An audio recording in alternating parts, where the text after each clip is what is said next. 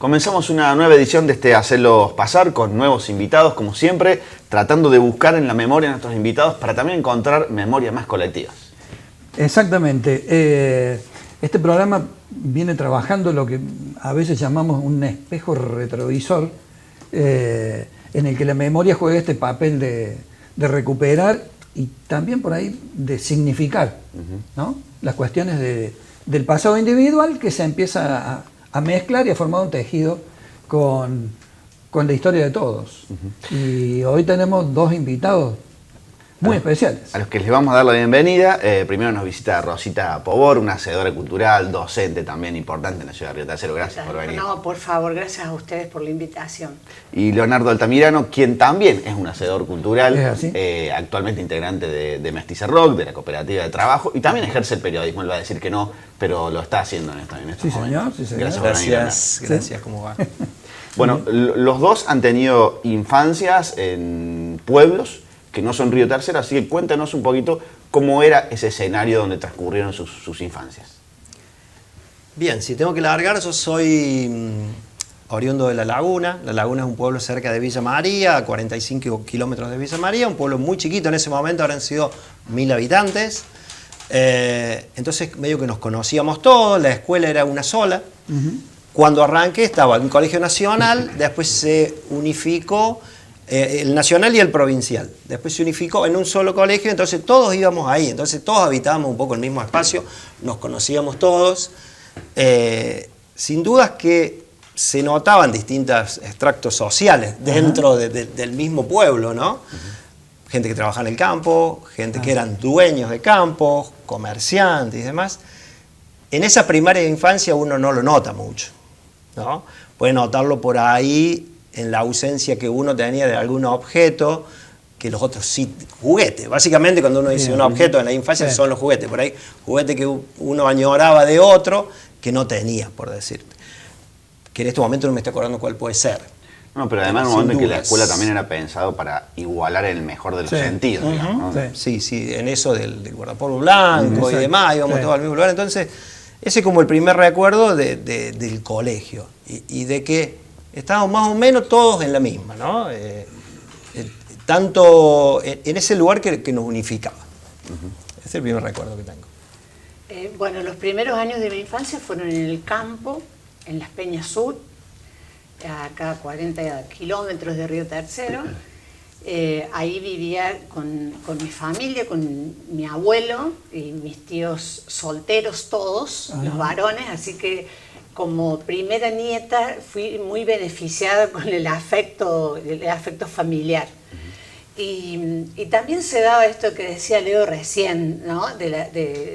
En mi casa funcionaba la carnicería del pueblito y mi papá y mis tíos eran los distribuidores en los campos, digamos, en las grandes extensiones de campo. Y uno tampoco se daba cuenta de ese intercambio que teníamos con las familias que tenían apellido. El nuestro no era apellido. A veces doble apellido. No. Mi apellido es de origen croata, poco conocido, y en esa zona habitada la mayoría por italianos. Mi abuelo era muy morocho, casi negro, porque su madre era afroamericana. Entonces había esa cuestión de la distancia social. De los otros hacia nosotros, que después nosotros nos fuimos dando cuenta. Pero no de mi abuelo, o de mis padres, o de mis tíos, hacia el resto. Porque la casa de reunión en Las Peñas Sur, o sea, sacando el bar y el club, era mi casa. Por mi casa, todo el que pasaba errante se quedaba a comer o se quedaba a dormir. Ahí viví hasta los 7 años en que nos mudamos a Tancacha, y ahí a mí se me quebró un poco la infancia, porque nosotros en el campo éramos dueños y señores del terreno, teníamos caballos, entonces nosotros sabíamos andar a caballo, incluso hacíamos juegos con los chicos vecinos, y en Tancacha esta cuestión del pueblo, de un barrio obrero, a mi mamá le transmitía miedo. Entonces, imagínense Tancacha en el año 67. Claro. Pero nosotros ya esa cuestión, por ejemplo, de salir a jugar hacia la afuera de la casa, No era tan común. no era tan común y ya había límites. Esos Claro, son claro. los primeros. Pero la primera memoria es de ese espacio absolutamente abierto. Abierto, que yo todavía no tenía edad para ir a la Claro. escuela. Pero como a disposición. A disposición. Claro, A disposición. Y yo no tenía edad para ir a la escuela, pero Claro. yo quería ir a la escuela. Entonces mi abuelo tenía el pelo largo, me ataba con el hilo que envolvían la carne, y que ataban los paquetes de la carne, me daba un papel y un lápiz y yo salía rumbo a la escuela. Es decir, siempre esa atracción por la escuela. Cuestión que después cambió, como ocurre cuando uno sale de una escuela rural y va a la escuela del pueblo. Cosas Pero de ya la- estaba la maestra ahí en ciernes. Claro, ya había algo de la maestra, cosas de la infancia que nos marcan sin lugar a duda para siempre. Leo decía recién, bueno, en esa escuela nos conocíamos todos en el pueblo, y Leo, bueno, ya nos va a contar cuánto y cómo se vino Río Tercero, pero hoy en día es un río tercenense que a mí me llama siempre mucha atención porque conoce casi todos los personajes de esta ciudad, digamos. Claro. Es muy impresionante, pero además por trabajo que ha tenido, ¿no? Sí, me hacía acordar, Rosita, cuando decía recién de su primer recuerdo de ella queriendo ir al colegio y después terminas trabajando en la docencia, me hizo acordar que mi primer sobrenombre fue Marrón, me decían Marrón, ¿no? No negro, Marrón. Y hoy siento que de grande me siento marrón. ¿Bien? Entonces, bueno, eso me hizo acordar y me identifico, hay alguna identidad marrón, que Hay es un una colectivo, movida, uno ve que hay Sí, identidad hay marrón.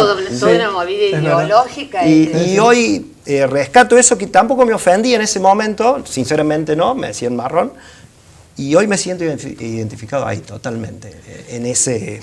Ese aspecto que recién señalaba Alexis, el que viene de afuera, de otra ciudad, y rápidamente conoce los movimientos, la gente de la propia ciudad, no me parece tan casual, porque Río Tercero en su crecimiento siempre tuvo la gimnasia de la recepción, porque venía mucha gente en un crecimiento que en algún momento era aluvional. O sea que esa gimnasia está, los que vienen no nos parecen extraño. no, que- no. Sí, en mi caso particular tiene que ver con... En realidad yo me vine aquí a los 18 años, había terminado el secundario, me vine a los 18, casi 17, casi de 18. En esa época se hacía el ecolismo todavía, Claro. entonces vine, me tocó el ecolismo, me fui al sur, volví, me fui a estudiar a Córdoba. Ahí con los años me conocí con Rebeca, que es mi compañera de todavía, y volví a Río Tercero en el 95, con las explosiones y eso, antes de las explosiones. De ahí siempre hice trabajo que tuvo que ver con relacionarme con gente, mayormente con atención al público y demás. Tuvimos una pizzería, después tuvimos una cafetería, bueno, siempre fue como eso, siempre emprendedor y estar haciendo cosas.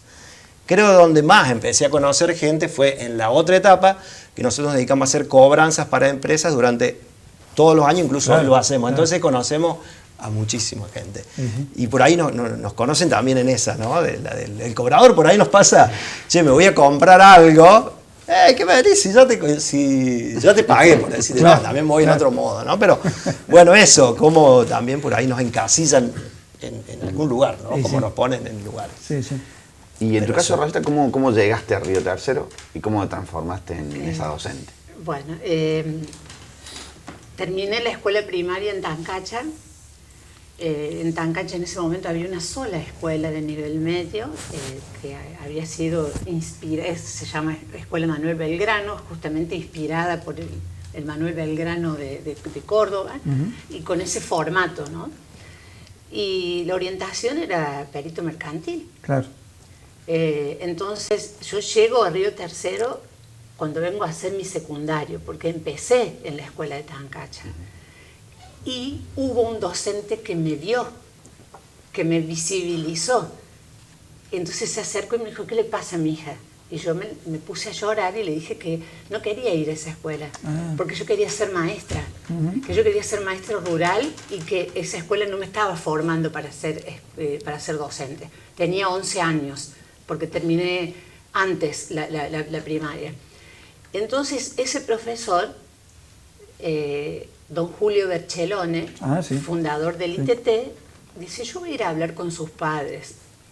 Imagínense cuando yo llegué a mi casa y le dije a mis padres que iba a ir don Berchelone a mi casa. Y mi papá, perdón, ¿no? Con la procacidad, me dijo, me estás jodiendo.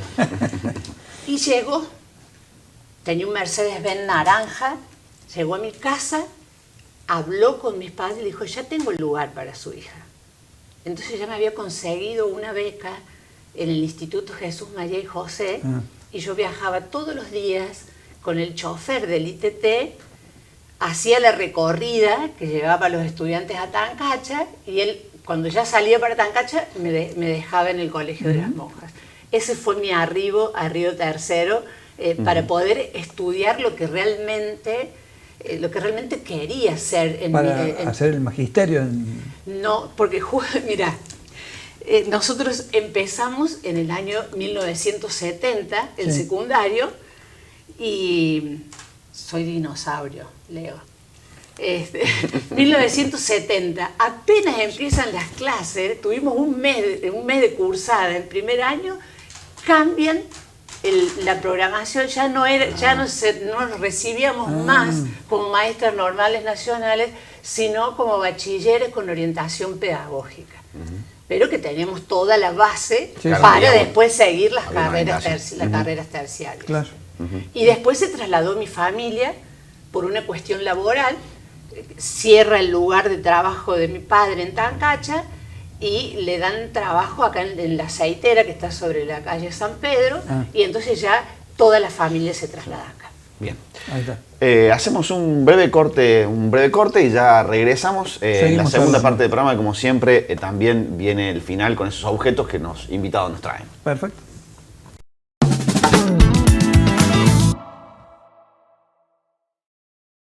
Comenzamos el segundo bloque con dos invitados muy especiales, Leonardo Altamirano, Rosita Pavor, nos están visitando en este Hacelos Pasar. Estábamos recién repasando sus infancias, juventudes, cómo llegaron a la ciudad de Río Tercero, y en Rosita tenía yo una enorme duda al respecto de cómo vivió el momento de la dictadura en la ciudad de Río Tercero.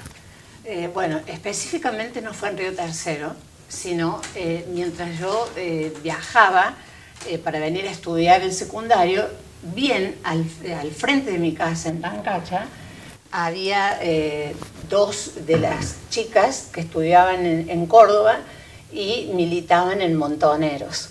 Entonces ahí vimos por primera vez los Falcon Verde, vimos todo el desguace que hacían con las viviendas. Y bueno, el apellido de estas chicas no se nombraba en Tancacha, imagínense en la década del 76, hubo dos allanamientos. En uno de los allanamientos, esta es una anécdota que tengo de mi madre, que creo que de ahí heredamos nosotros el coraje y la fortaleza, porque ella tenía un jardín al frente de mi casa y al costado de mi casa. Se le hacía un jardín, pero le vendía flores a la florería. Y entonces estaba regando el jardín cuando vienen y rodean esta casa que formaba una esquina con los Falcon Verde. Todo el mundo se metió adentro. Mi mamá se quedó regando las flores. Entonces se le acercó el milico y le dijo, ¿usted los conoce a fulano de tal? Y mi mamá ni lo miró.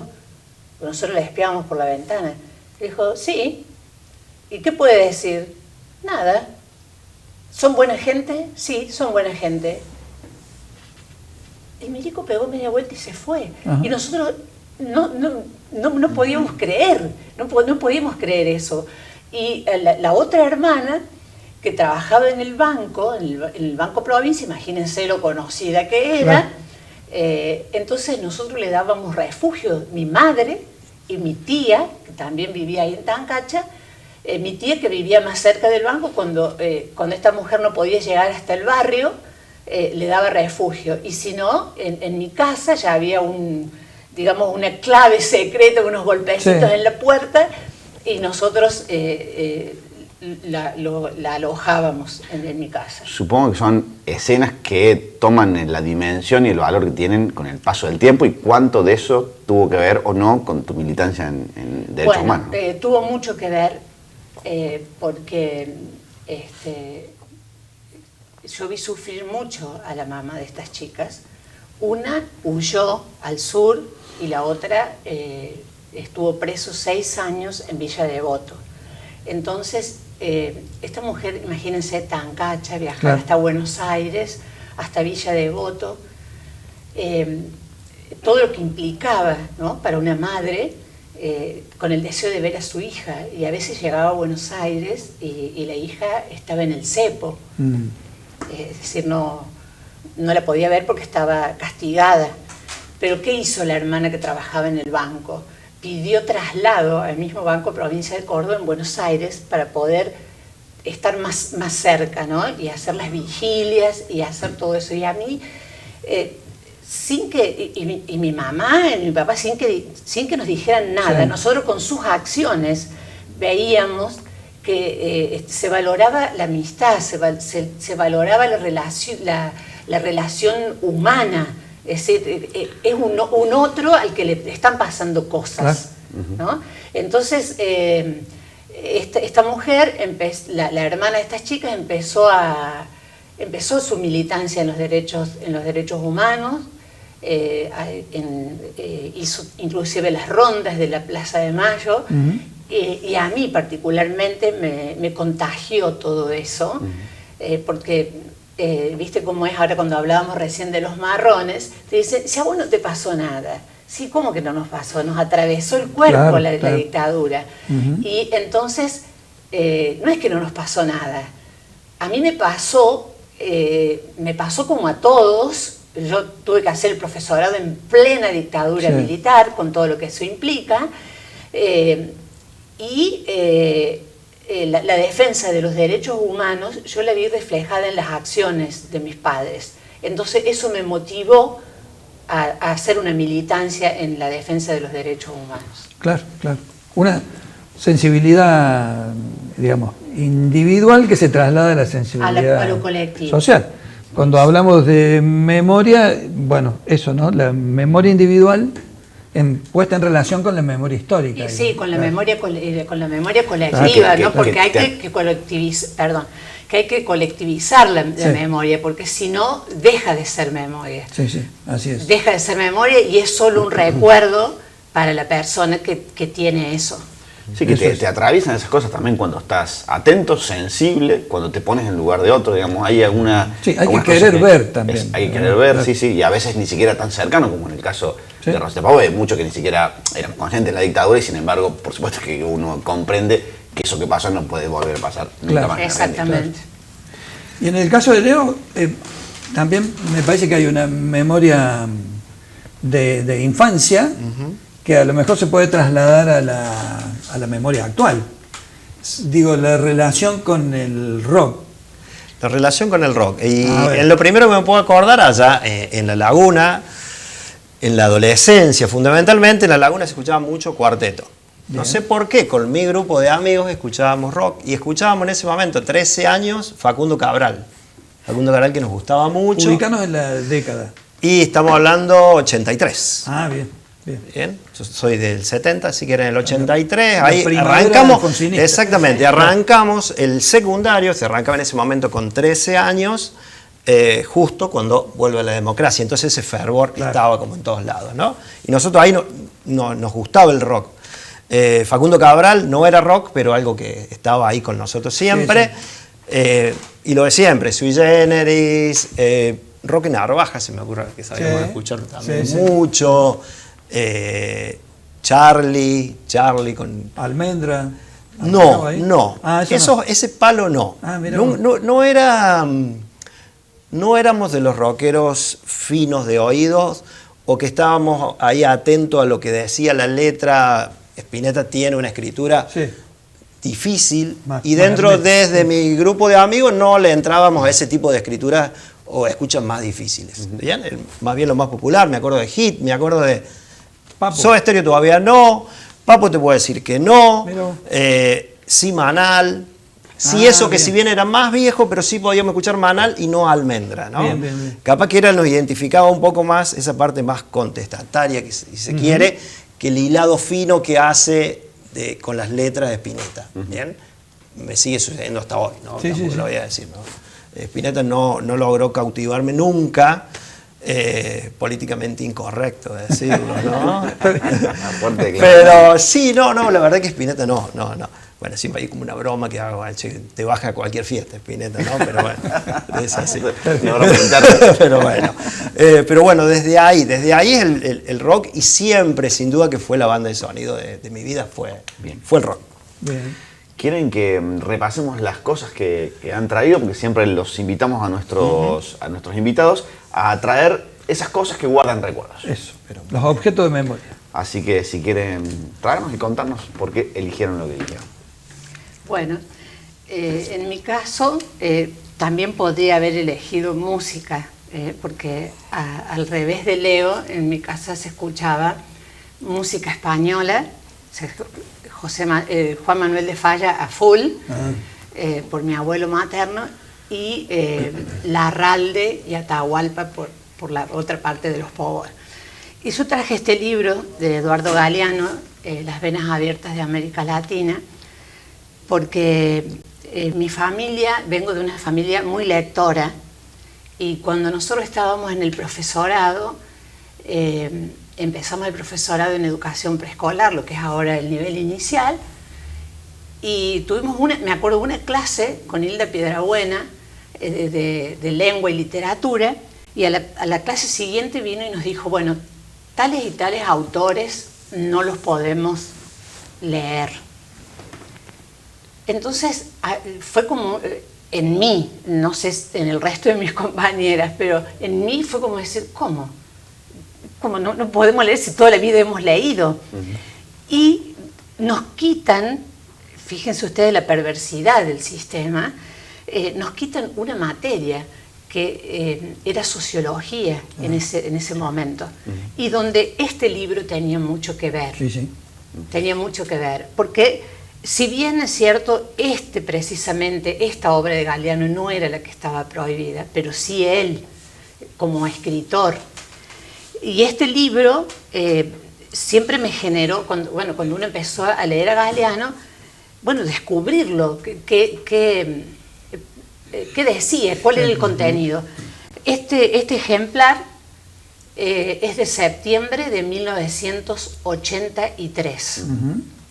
Es la primera edición que se hace cuando ya estaba elegido el gobierno democrático. Y yo lo encontré en el año 84 en Buenos Aires, y cuando lo vi, pegué media vuelta, estaba todo tapado de tierra, y tengo este tesoro. Y sobre todo lo traje porque es significativo, porque fue significativo para mí, y después, cuando mis sobrinos empezaron a ir a la escuela secundaria, lo usaron, y mi hijo también lo usó. Y la profe se le caían las babas por esta edición, que la hicimos restaurar y todo para no perderla. Si se pudiese ver, está toda subrayada, todo estudiado, porque y cada uno de los 4 que lo leyeron le puso su impronta y marcó lo que más le llamó la atención. Está bueno. Y en esta actualidad hay algunos que comulgan con esto y otros que no. Sí, Mira, sí. mira vos. Pero hay una frase que siempre me llamó la atención de Galeano en ese libro, que me parecía que resumía el libro entero, que por ahí dice él: el gran problema de América Latina no es su pobreza, es su riqueza. Es su riqueza, sí, sí lo ¿No? dice. ¿Cuántas cosas que Y explica? es un libro que ha Sin duda. cambiado a Sí. generaciones completas. Es el que le regaló, creo que Hugo Chávez, el presidente de Estados Ah, Unidos, sí, Barack sí. Obama, en un encuentro. En- ¿no? en Sí, Barack sí, Obama. sí. Pero No sé si lo habrá después, leído. Cuando le dijo el tú cállate. No, No, ese no, fue- eso fue fue en acá Chile. en el Ah, ALCA, bien. Eso fue en el ALCA en Bien. Chile. Después, ya más viejo, Galeano, en una entrevista que hizo en el canal Encuentro, dijo que él estaba arrepentido de haber escrito esto. Ujú. que él, con esa experiencia que él tenía y con el éxito que tenía, del cómo escribía, Sí. El contenido de su literatura y de los otros escritos que no son ficcionales, con esa experiencia él dijo que no lo hubiese escrito. Mirá vos. Bien. Bien, bueno.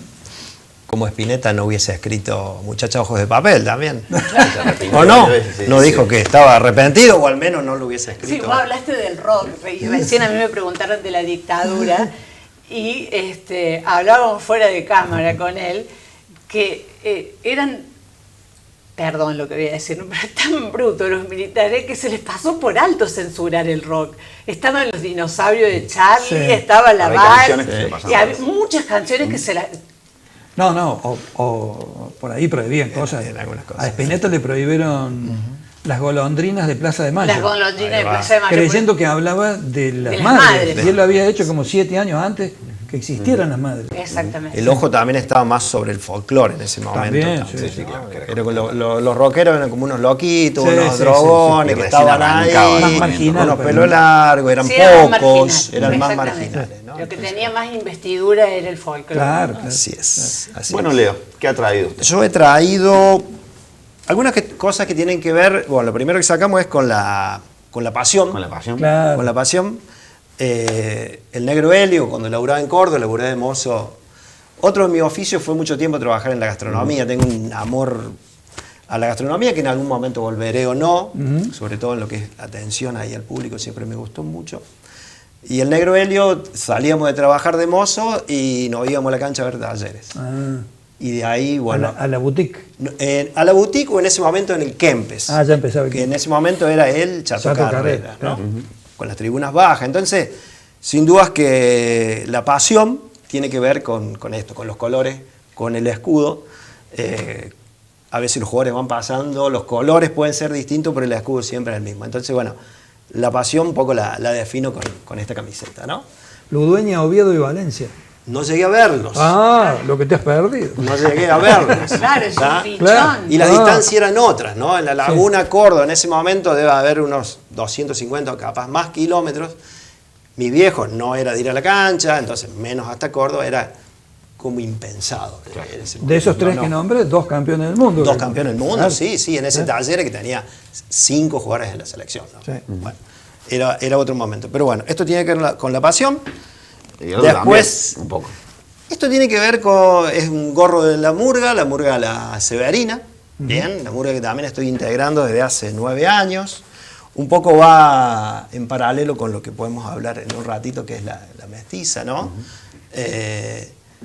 Encontré en La Severina algún lugar donde decir algunas cosas, donde jugar, y esa parte, si se quiere, artística que nunca tuve o que nunca exploté, o no sé si la tengo tampoco, ¿no? Y creo que estoy en una murga, siempre decimos, si alguien canta bien, estaría en un coro o algo. Bueno, O la no murga tuviste es como que- permiso para sacarla, a lo mejor. capaz que no, ¿no? Y ese Claro. fue Claro. ese momento que me crucé con la murga en un evento, me gustó, formamos y de ahí viene sosteniéndose este proyecto. Bueno, que a su vez, la verdad que me apasiona y mucho. Si elijo hoy elegir una música, elijo escuchar murga. Es Muy como bien. que lo que elijo escuchar, ¿no?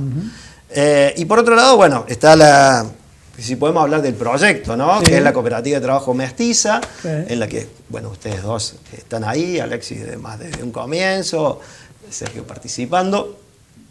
Es como que ahí encontré un proyecto en común, ¿no? Generalmente en esto de ser emprendedor he hecho proyectos no personales, pero sí con la Rebe, siempre con mi compañera, siempre hemos trabajado en conjunto, en paralelo, hacemos un buen equipo, casi siempre trabajamos juntos, excepto muy poquito tiempo que trabajamos en relación de dependencia por separado, todos los proyectos los hemos creado juntos. En este caso el de la mestiza es como un proyecto colectivo, Claro. con los aprendizajes de un proyecto colectivo y demás, y bueno, por eso también quiero traerlo a la mestiza a la mesa, por supuesto. Bueno, muy bueno, muy bueno. Las canciones todas entremezcladas. Eso es, Y que así tienen que ver es, con como tanto- debe ser. con lo que hacemos. Bueno, muchas gracias por venir, Rosita y Leo. Muchísimas por gracias. la Gracias a programación. ustedes, gracias a ustedes. Un gran gusto. ¿eh? Gracias. Muchas Igual Nos para seguiremos nosotros. encontrando. Y nosotros nos reencontraremos en el próximo programa.